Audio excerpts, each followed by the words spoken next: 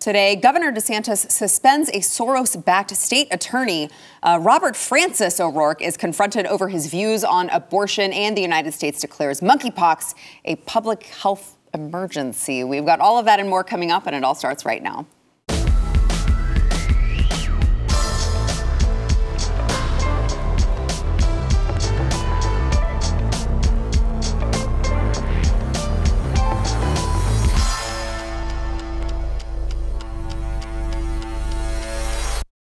Welcome to the news and why it matters. I am Sarah Gonzalez, today joined by, of course, BlazeTV contributor Jakub Bujens, host of The Bottom Line.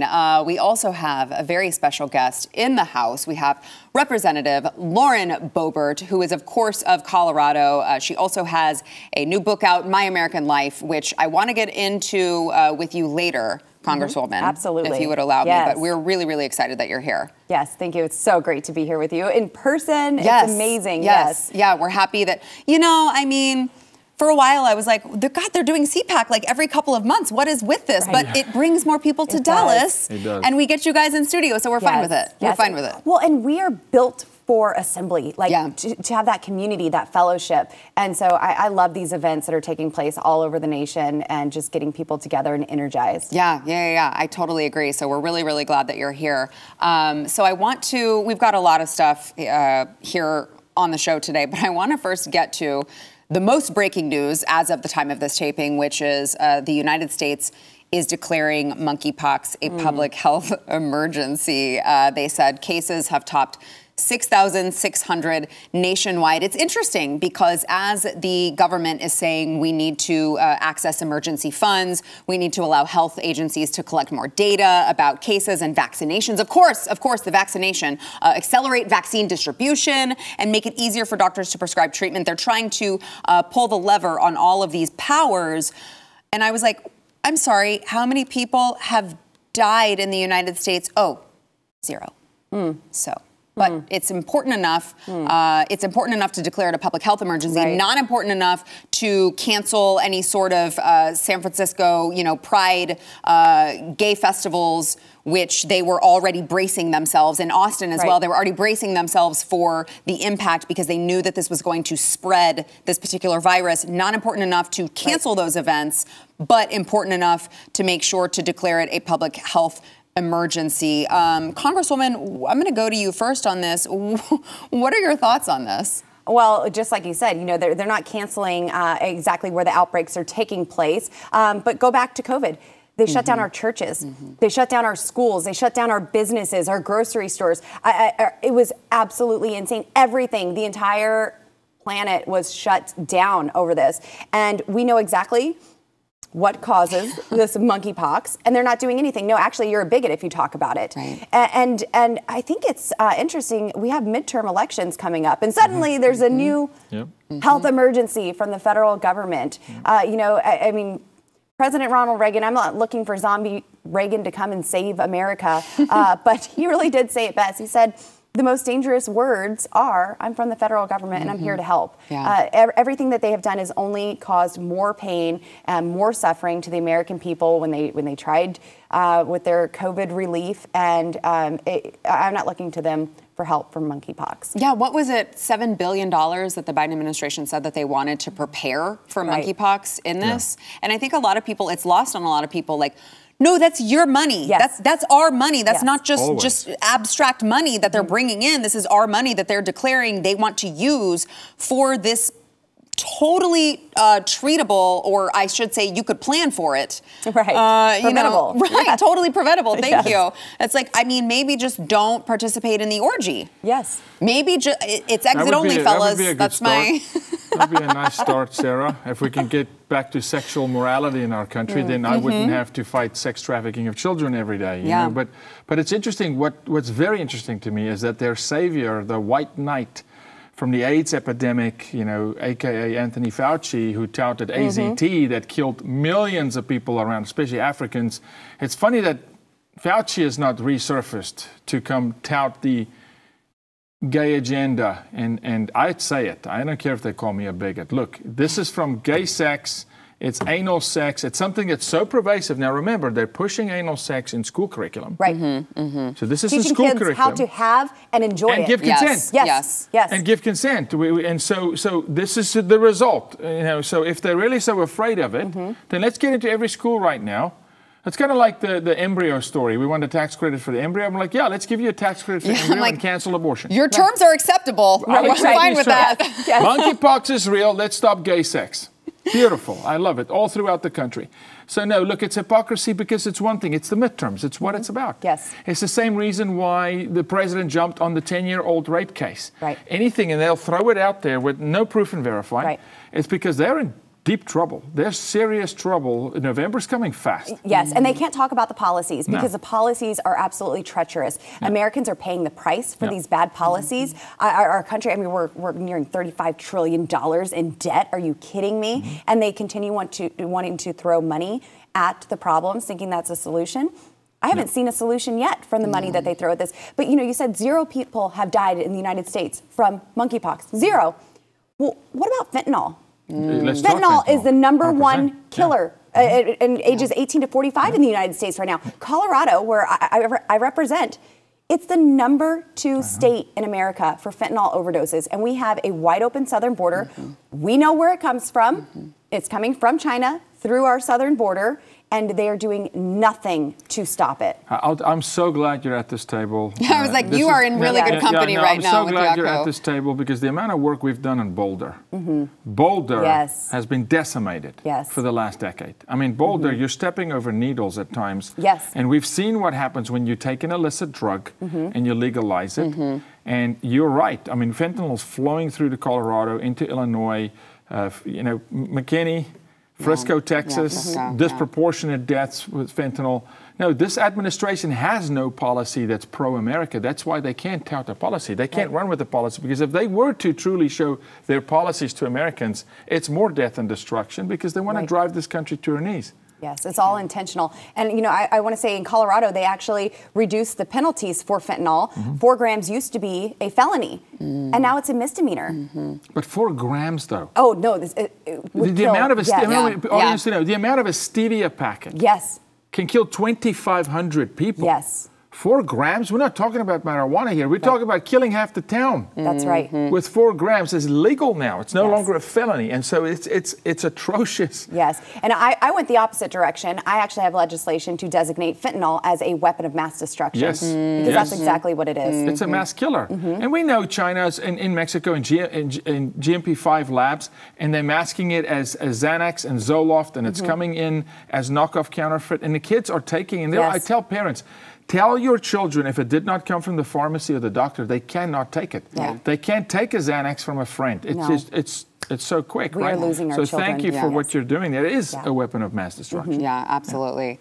I want to move over to, well, maybe a little bit happier news, I suppose. Ron DeSantis, who's just doing amazing things over in Florida. Every time I cover a story of what he's doing, I'm like, it blows my mind that not that long ago, he barely won with less than a percentage point against Andrew Gillum. And look where that guy is now. And we've got Ron DeSantis making all these moves. It's just incredible to see how much work he's done in such a short time. But this morning, he actually suspended a liberal state attorney, Andrew Warren. And he made the announcement during a Thursday press conference. They broadcast it all over social media. And he argued that Warren has repeatedly refused to enforce laws passed by the legislature, cracking down on, of course, child sex change surgeries and abortion restrictions. I want to play a clip of Ron DeSantis from earlier. You don't elect people in one part of the state to have veto power over what the entire state decides on these important issues. The Constitution of Florida has vested the veto power in the governor, not in individual state attorneys. And so when you flagrantly violate your oath of office, when you make yourself above the law, you have violated your duty, you have neglected your duty, and you are displaying a lack of competence to be able to perform those duties. And so today we are suspending State Attorney Andrew Warren effective immediately. We are not going to allow this pathogen that's been around the country of ignoring the law. We are not going to let that get a foothold here in the state of Florida. We are going to make sure that our laws are enforced and that no individual prosecutor puts himself above the law. Another Soros-backed attorney bites the dust. Your thoughts, Congresswoman? America's governor. Thank you so much, Ron DeSantis. You know, I see him doing these wonderful things for Florida, keeping Florida free and holding these corrupt politicians accountable. And I can't help but be so proud that he was one of the founding members of the House Freedom Caucus in Washington, D.C. That's a group that I'm a part of, and we're the most conservative members of Congress, and to think that he was one of us, and look at him now. And so I think this is amazing. Our children are being absolutely abused by these creeps, by these groomers. They are being mutilated. I took on Secretary Becerra, Health and Human Services, yes, and thank you for that. yes, this is absolutely child abuse to have these sex change operations, castration of our children, and then they want the taxpayers to fund it as well. Well, we pay for all of it. We pay for this is the college kid that goes and we pay for all of it in multiple ways. Actually, I would argue, societal. You know, the work we do, there's no way to measure. It'll take us decades to really understand the impact of COVID, the impact of the indoctrination of children. There's no way to measure it today. Look, I love DeSantis. It pains me because Texas is supposed to lead, and I'll leave it at that for the minute. But what he's doing, if we really look at it from an intellectual, honest standpoint, it's not even radical. It's just common sense.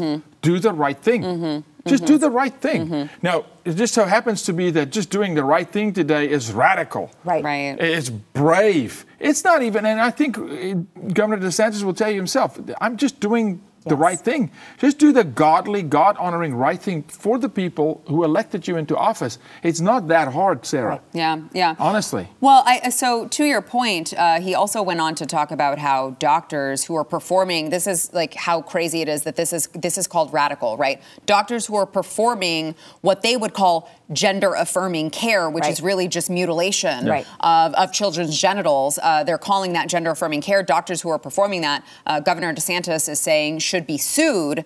And this is perceived as somehow extremist, I guess, in 2022. Let's listen to that.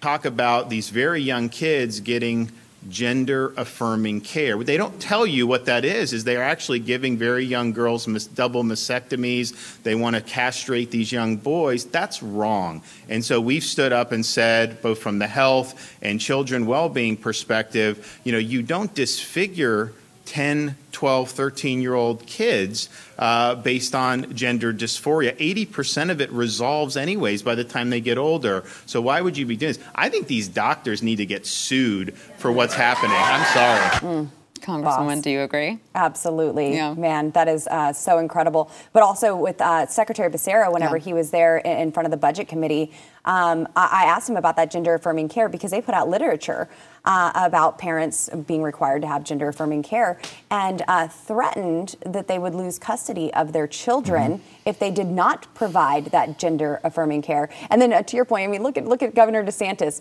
It's wrong. Period. It's wrong. And then they're like, oh my gosh, he's radical, he's crazy, he's extreme. No, it's wrong. Absolutely. Do not mutilate our children. Get your hands off our kids. Yeah, it's like, okay, if it's radical to say you shouldn't be cutting up children's private areas, then like, consider me a radical, I guess. I'll wear it with a badge of honor if that's where we're at in 2022. A big concern I have, and I'll leave it at that, you know, when you go through the Word of God, at the end of the day, a nation has the leadership it deserves. And there's more of us than there is government. No disrespect. Representative, you're an anomaly. I was going to say, I feel like she is still one of us, so it's you okay. are one of us. But the people have to come to reality that truth is important. We have to live by morality and hold the people that you elect accountable. We have to stop electing down ballot races, particularly in the local level, without even knowing who we're electing. Can no longer do it. And so again, it's not that radical. Challenge them as you do. Challenge them. Come on, show me your curriculum. Or like him, it's wrong. Absolutely. Yeah. That's it. It's enough. You don't have to have another reason. It's just not the right thing to do. Right. All right. We got to take a quick break. First, we want to thank our sponsor, ExpressVPN. So everyone's searching online. You go on Google Chrome. Maybe you think you're in incognito mode, and none of the big tech companies can find your data. Actually, they still can, and they're profiting off of it big time. You don't want to let big tech do that, even if you are not doing anything, weird, unsavory, gross in your browser.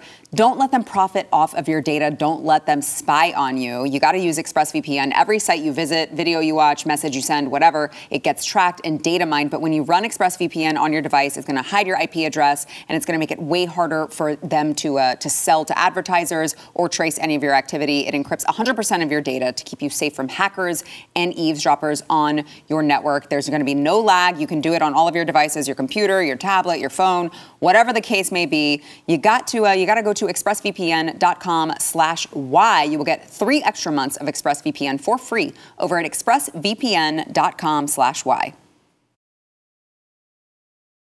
Texas Democrat gubernatorial candidate Robert Francis O'Rourke he has promised during his campaign to back teachers, he says. Just yesterday, he was caught on video saying that teachers should have the autonomy to decide on what version of history they teach. It's just up to them, okay? Not you as the parent, but the teachers to decide what they teach your children, what version of history, because history isn't just history. It's what version they'd like to teach. Here's Robert Francis from yesterday. What if we treated that teacher with the respect that she has earned, that she is owed, that we all want to give her? We don't need to tell her what version of history she is allowed to teach in the classroom. We don't need to scare the parents of those kids before her about something called CRT that I've never heard of before last year. Honestly, I'm just offended because he kept referring to the teachers as she. And he didn't actually... Is he a biologist? I don't know, because I would like to know, are they she? Are they identifying as she? Maybe they're not. And he didn't care to ask them. What a transphobic. Wow. That's all I have to say. Rude. No, but seriously, he says, look, as governor, Beto will fully fund our Texas schools and fully support Texas students, parents, and teachers after years of Greg Abbott underfunding our classrooms and calling for defunding public education, which is actually not what he's calling for. They're just calling for school choice, which is something completely different. I would say maybe if it threatens them, it's for a good reason. Right. Maybe it's just them having a guilty conscience about what they're teaching our children. Yeah. How about putting our children first? And they're supposed to be the party of choice. Well, give our children a choice. Right. Allow them to choose the school that's best for them. And what does this teach their version of history? Your truth, my truth, their truth. It doesn't matter. We just live in a clown world and everything's fantasy. We could be anything. Did you see the child who confronted his teacher? He said, "You didn't ask me what my pronouns are." And she said, "I'm so sorry. What are your pronouns?" He said, "Rock and banana." And she was like, wait, was he? Yeah, actually, I have some members of Congress that I would like to introduce him to. So, like, maybe he could teach them. I'm sure he would not mind doing that. Yaku, your thoughts? Yeah, when you get back to Congress, just say you're the intelligent one. Right, yes. When you address me that way. That's right. Yeah, those are my pronouns. Thank you very much. Beautiful and intelligent. Yeah. That's right. No, I want to ask Beto Francis O'Rourke how he's going to fund the Texas school system without natural resources, because our school system here is funded with oil and gas, baby. Yes. Straight out of the ocean. You don't think he can just replace that with like windmills? No, just how are you going to fund all these programs by killing oil and gas? No, look, it's the hypocrisy is rank in that whole. They can say whatever, Sarah. Yeah. They stand and they do say whatever with no depth. There's no intelligence behind it. There's no proof and verify. They can't give you a battle strategy or a plan on how they're going to do it. Here's the answer. We're just going to pay for it. You're going to pay for it. You're going to pay the teachers to indoctrinate your children and teach their version of history. History is not arbitrary. It's history. Yes. Right. It's there. Right. Good, bad, ugly. We take all of it. Yes. We learn from it, right? Now, people in Texas have to listen to the words. Version of history. That's what he means. Yeah. Yeah. When they say New World Order, they mean New World Order. Yes. Yeah, Liberal world order. Yes. Liberal world order. They mean it all. They've been saying, specifically, I think, with O'Rourke as well, saying the quiet parts out loud. Yeah. Yes. Very clearly, especially when he was I say running Satan for has president. to announce. Evil has to announce itself. That's true. Yes. That's They true. announce what they're going to do. We just never take them at their word. Take them at their word. So O'Rourke was also in the headlines earlier today for a little exchange that was also caught on camera between himself and a man who referred to himself as a minister of the gospel, who showed up to one of his town halls here in East Texas on Saturday and asked him about his support for abortion while claiming to be Catholic. By the way, this is really, really badass. This guy's just like open carrying a rifle right there as he's asking the question, which we all know Robert Francis was probably not very comfortable with. Watch. As a Catholic, you probably know that life begins at conception. And so my question is this, is as Christians, how can we deviate from Scripture?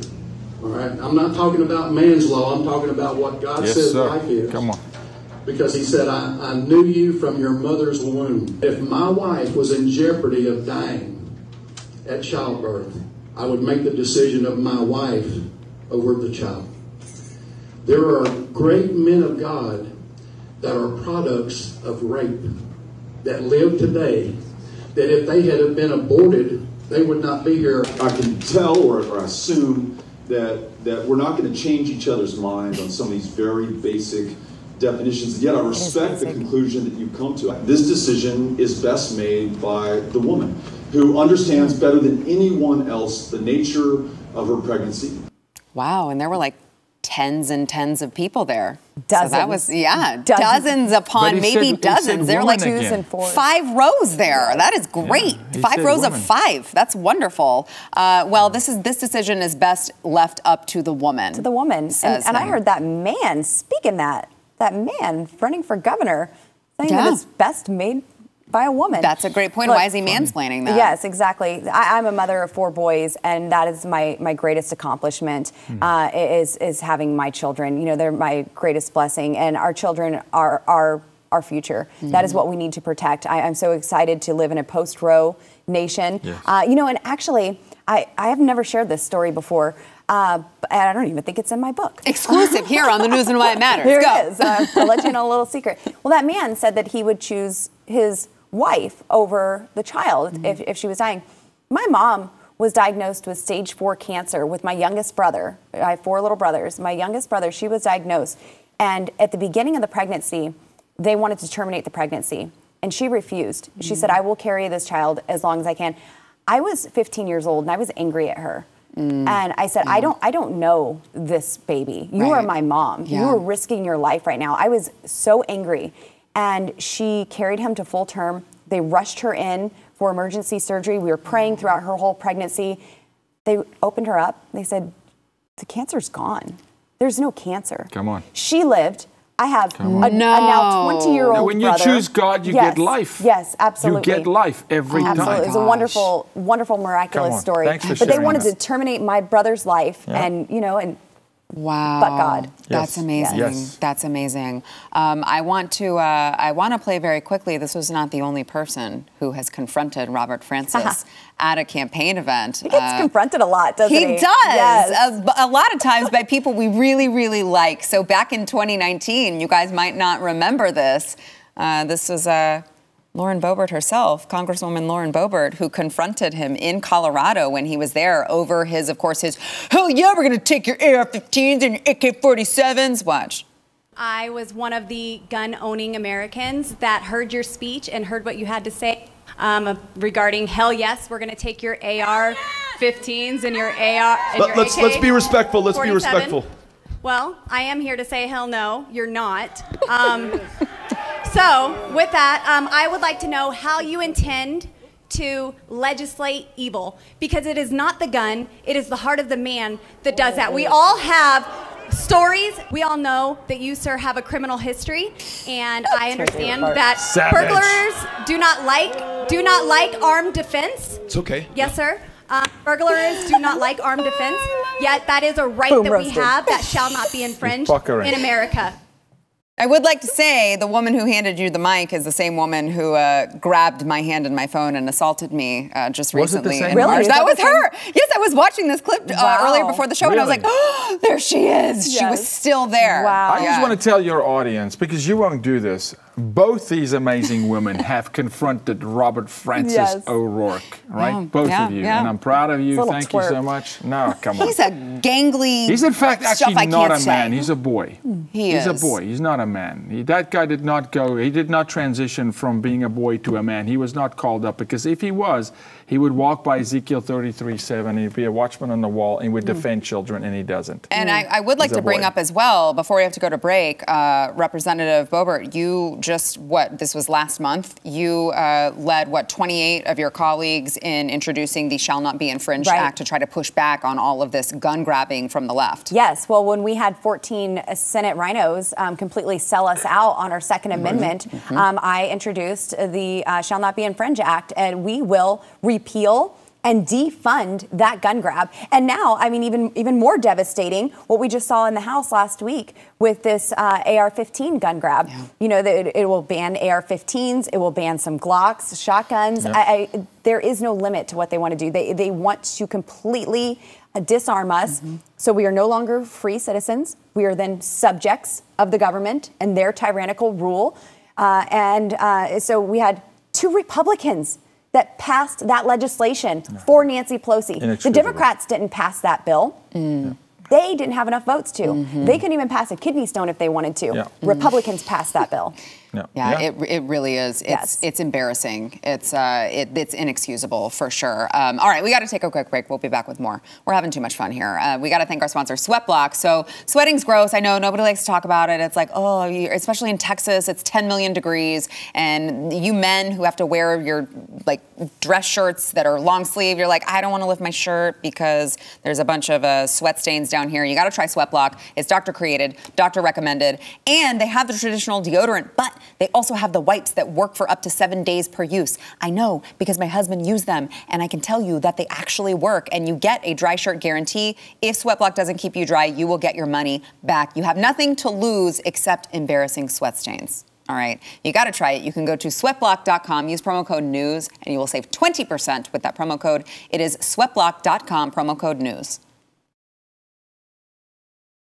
Yesterday, a reporter confronted White House Press Secretary Karine Jean-Pierre, who, of course, we know is the best example of affirmative action that you could ever have, right here in action in 2022.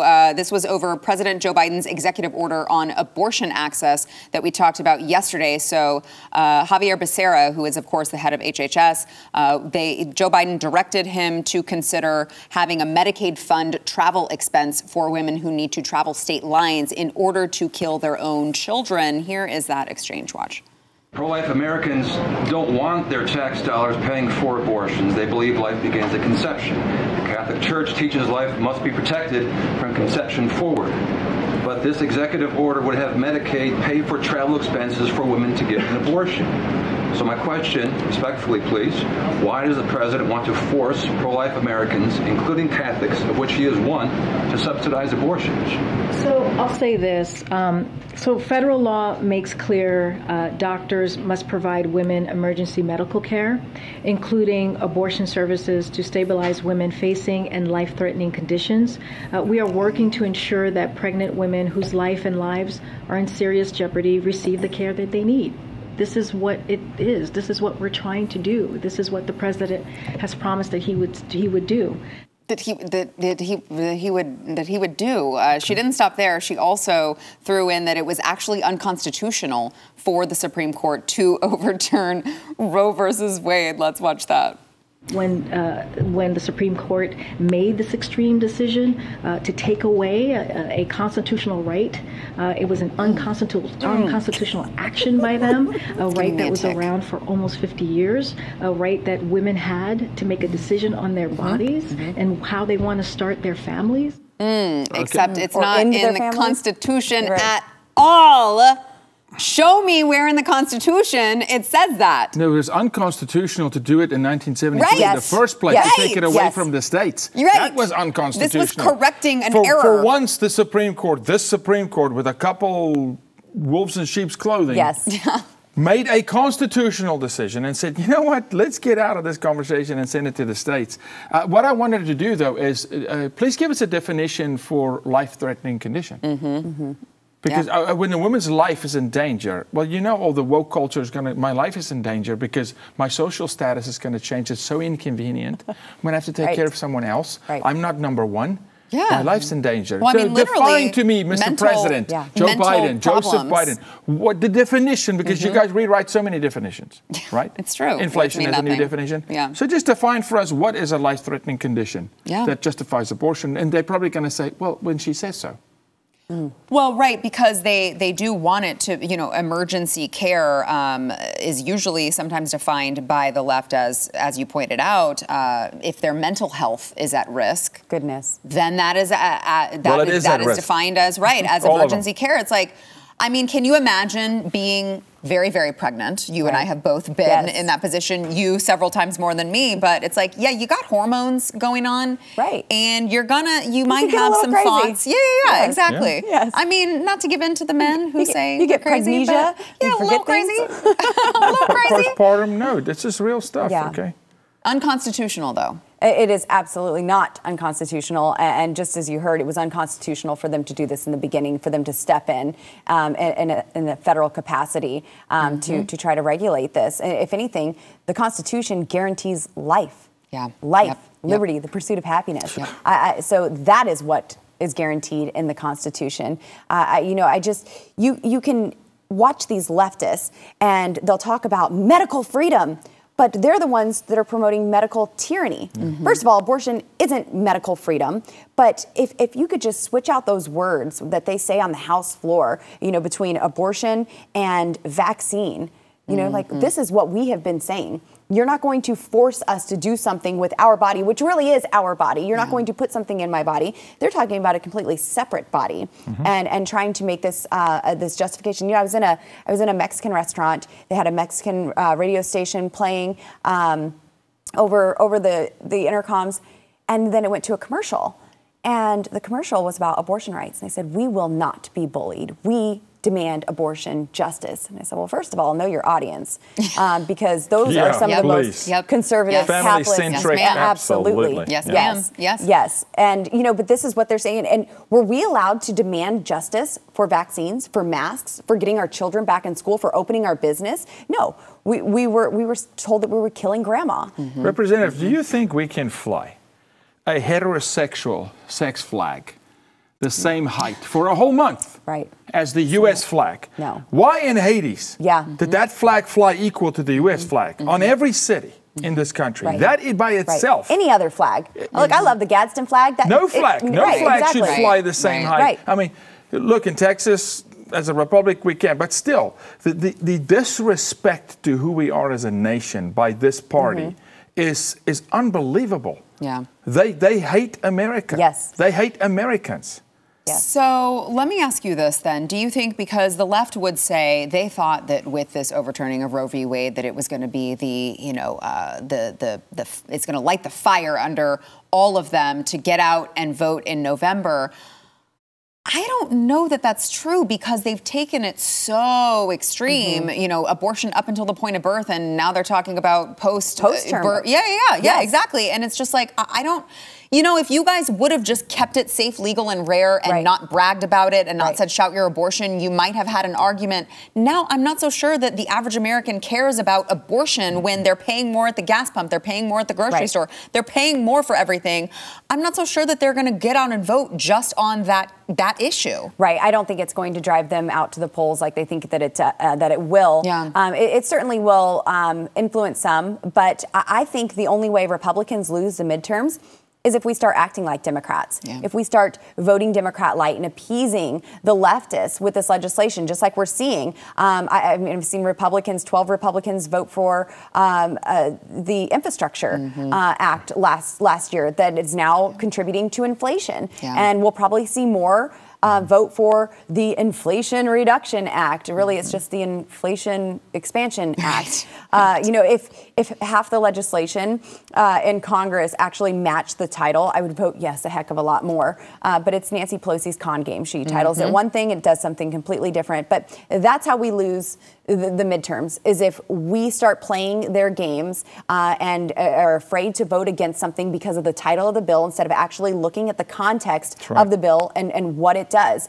So we have to remain firm. Don't pass Nancy Pelosi's con games for her. Remain firm and do exactly what you told the voters you would do. Yeah, amen, Yaku. Yeah, and then just for the voter out there, play like we're behind. Yeah. This is the hour in November. Yaku, what if it's not fair? I said, take it out of the hands of the referee. The greatest coaches I've ever had has said, Yaku, if we can discuss whether the ref could swing a game, you left it too close.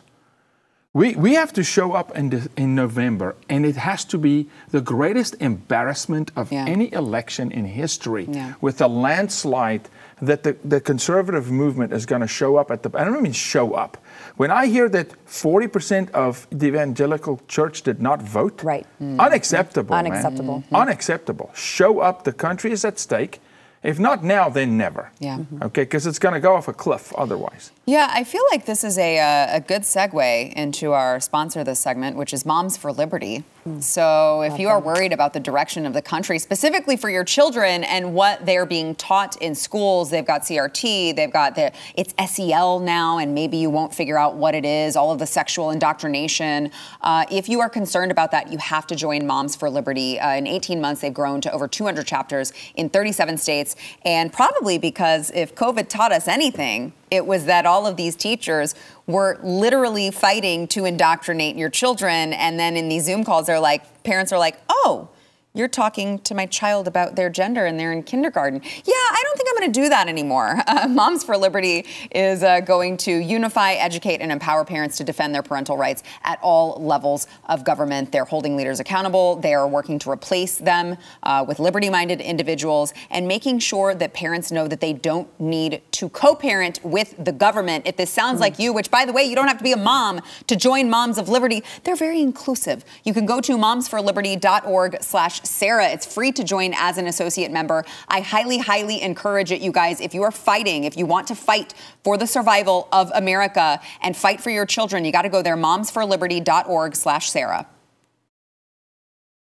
All right, Congresswoman, we talked about this at the top of the show. You have a book out, My American Life. Tell us about it. What inspired you to write this? So I have my book, My American Life, and the fake news, they love to tell my story for me. So I decided that I would tell my story myself. Yeah. Exactly. So my beautiful boys, my husband, I miss them. And, I wouldn't leave them every day if I didn't believe that we could turn this around. Yeah. But this just tells my story that in America, this is the land of opportunity. It's not the land of guaranteed outcome. But I was raised partially by a single mom. She met an abusive man later on, abused her physically, verbally, abused alcohol and drugs, and we were just stuck in a really sorry situation. Yeah. And she turned to Democrat politicians for answers, and they were failed policies. She believed their lies. She needed their welfare, their handouts to be successful, to take care of her children. And it stuck us in a cycle of poverty. It was almost impossible to get out of that. So I've stood in line for government cheese. I've stood in line for bread and knew that was not America's best. Started working at 15 years old at McDonald's, really gracious that they were able to invest in me. Minimum wage was low enough that it was okay to hire a 15-year-old with no experience and train me to work. Started my family, have our 4 boys, and I found my faith. I found my foundation and truly made Jesus the Lord of my life. Took that message of salvation and redemption to women at the local jail, and I was able to personally introduce them to the God who could turn their shame into glory and lead and guide them into a successful future. Started businesses. I was able to employ these women, and to me that was far greater than any government program could have ever been. But through all of this, I learned I could do a better job taking care of myself than government ever did. So I'm a self-taught conservative, and I wish more members of Congress had the life experiences that I've had. I've signed the fronts of paychecks, not just the backs of paychecks. I've lived the American dream. I've gone from government cheese to being a United States Congresswoman, and there's still a lot of fight. But this is my story, why I got into politics. This isn't anything that I thought I would ever do, but I got frustrated enough to say, I'll do it. I'm tired of sitting at home and complaining about what's happening. I want to go out and be a part of the solution.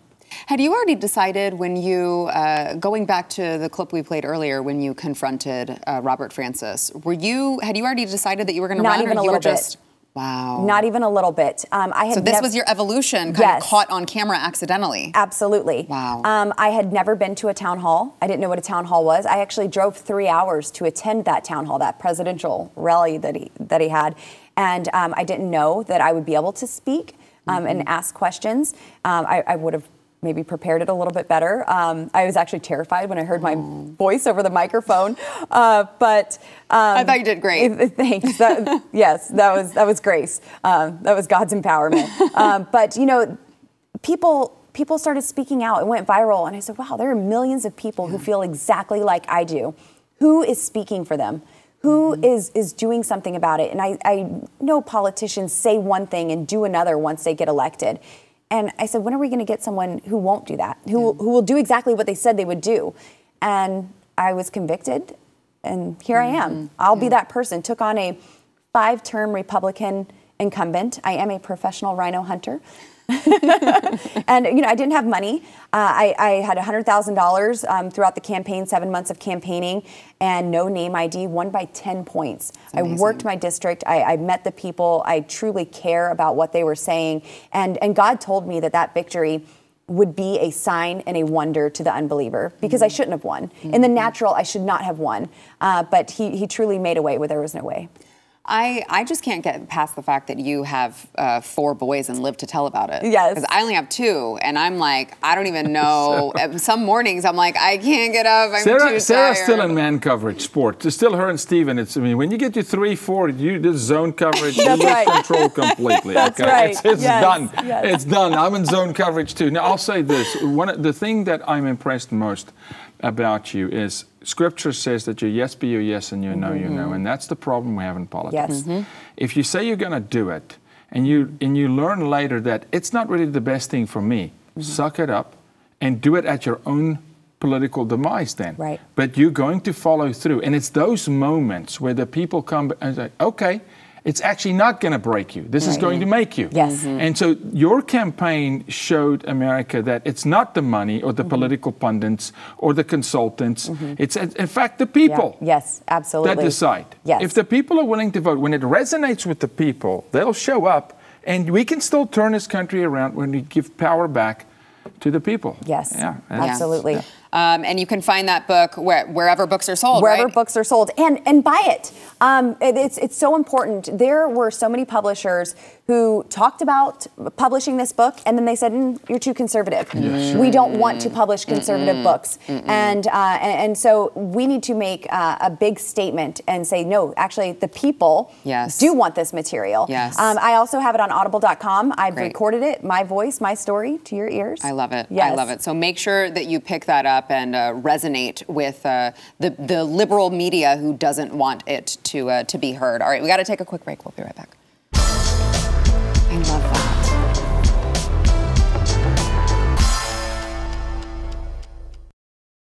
I want to thank both of my guests before we go one last time. I'm so glad, Congresswoman, that you were able to join us. You took time out of your day. I know we've got a bunch of stuff going on with CPAC here in town.